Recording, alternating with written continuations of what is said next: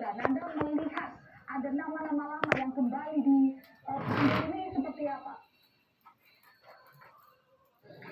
Pak Prabowo dan kita sudah cek di banyak media gitu, bahwa kabinetnya nanti akan diisi oleh katakanlah kurang lebih 50% dari pemerintahan atau kabinet Jokowi Maruf Amin.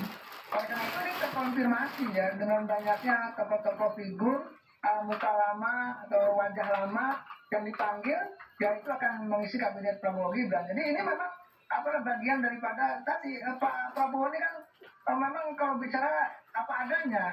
Oleh karena itu ketika memanggil menteri-menteri yang lama atau di kabinet Jokowi Maruf Amin itu sesuai dengan pernyataan yang bersangkutan di pidato-pidato sebelumnya. Jadi nggak kanan belok kiri nggak gitu ya? Ya kita lihat aja apakah nanti, saya masih percaya itu karena kalau tentara itu kan garis lurus, berbicaranya ya lurus-lurus aja. Oleh karena itu kita lihat ke depan apakah Pak Prabowo bisa menjaga konsistensi itu hingga 5 tahun ke depan atau tidak. Tentu nanti rakyat akan mengawasi itu semua. Yang mudah-mudahan konsisten terus jalan untuk kepentingan masyarakat agar tidak belok-belok begitu. Jangan sampai mohon maaf ya seperti pemerintahan saat ini, saya ke kiri beloknya ke kanan begitu. Oke, ini kita akan mendengar pernyataan dari Mutia Hafiz yang baru saja bertemu dengan Prabowo. Tidak lama masa pertemuan itu, mungkin kurang lebih 10 menit saja. Kita dengarkan bersama-sama, saudara.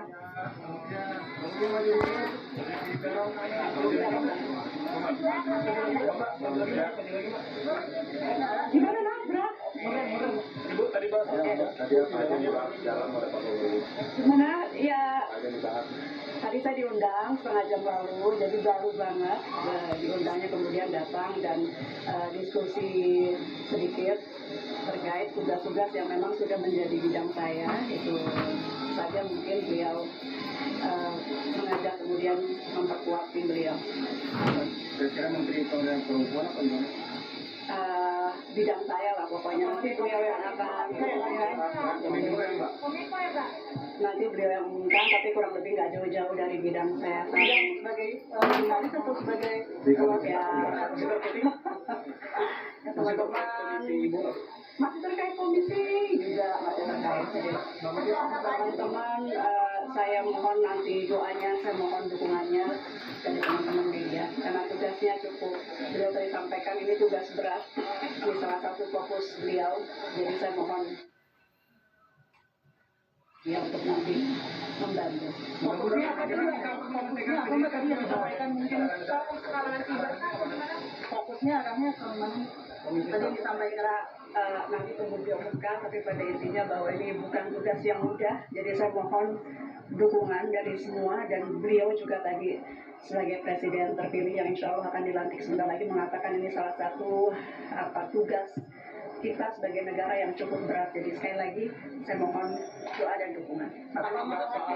PDNS juga. Apa mendapat kebocoran data, Mbak? Kebocoran data dan PDNS. Sukses, yang selamat Mas Ujang, Mutia Hafiz mengatakan berdiskusi sesuai dengan bidangnya. Artinya di Komisi 1 ada pertahanan, ada luar negeri, komunikasi dan informatika, dan juga intelijen. Menurut Anda, karena tadi kan kita lihat ada perwakilan dari Kementerian Pertahanan juga dipanggil malam ini. Mungkinkah Mutia Hafiz kembali atau kemungkinan ada di posisi di Kemenhan?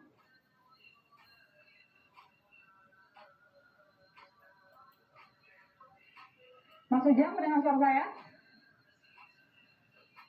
Ya, tadi sinyal terganggu. Sekarang agak jelas. Gimana, my sister?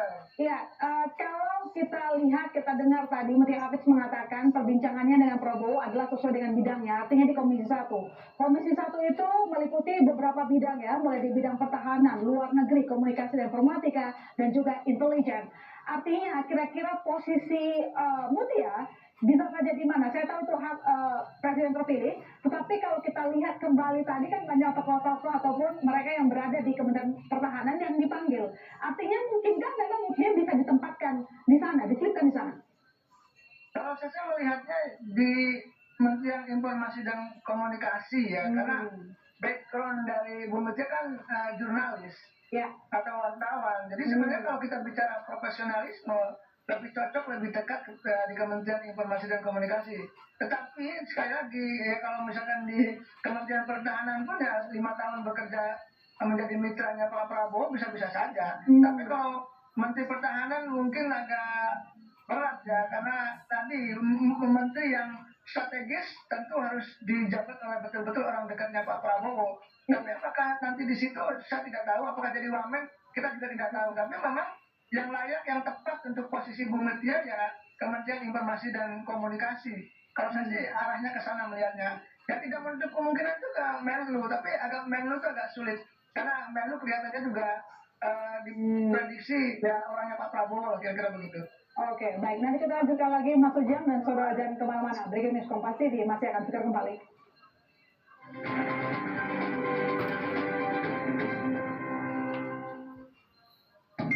Kita tunggu apakah betul-betul PKS masuk. Kalau saya sih melihatnya masuk begitu, karena PKS kan dulu pernah meminta untuk diajak masuk pemerintahan. Ya kalau ditawari menteri ya pasti mau, tapi memang dealnya kan berapa itu yang harus dilihat. Ya, kalau saya bicara dengan salah satu kader PKS beliau mengatakan dapat satu pun alhamdulillah lah, kira-kira begitu. Nah kalau Nasdem kan sesuai dengan pernyataan Sekjen Nasdem, sesuai dengan pernyataan Pak Dasko yang memang tidak mau di kabinet, tetapi mungkin bergainingnya di belakang layar bisa jadi misalkan menginginkan posisi di DPR atau AKD atau kelengkapan dewan atau pimpinannya kan bisa jadi. Kita tidak tahu. Ya oleh karena itu hak dari Partai Nasdem. Dan kita tunggu saja PKS apakah memang saat ini dipanggil atau seperti apa komunikasi dengan Pak Prabowo, kita tunggu bersama-sama. Artinya Anda meyakini bahwa PKS akan bergabung karena memang tanggal 11 kemarin sudah ada pertemuan PKS dengan Prabowo? Kalau saya yakin akan bergabung gitu, karena bagaimanapun kita lihat posisi RK dengan Pak Suswono itu bagian juga koalisi Indonesia Maju Plus gitu. Karena plus ada PKS-nya itu. Nah, saya kan melihat tadi bergaining PKS adalah memposisikan Suswono sebagai calon wakil gubernurnya Pak RK. Sudah diakomodasi oleh katakanlah koalisi Indonesia Maju. Lalu juga ingin diakomodasi di kementerian begitu. Ya mungkin yang belum deal ini kan jumlahnya berapa gitu, kenapa satu atau dua kita tidak tahu. Oleh karena itu ya ini masih tarik ulur. Ya kita tunggu saja, ini detik-detik terakhir ya, malam ini atau besok gitu, besok pagi juga masih ada waktu. Kita tunggu apakah betul-betul PKS datang kadernya, perwakilannya.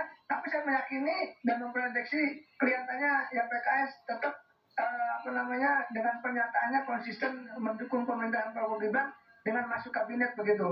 Ya, kita masih akan menanti apakah benar seperti prediksi Anda barusan bahwa besok mungkin saja akan dipanggil lagi. Mengingat memang posisinya cukup banyak ya, Mas Ujang, lebih dari 40-an.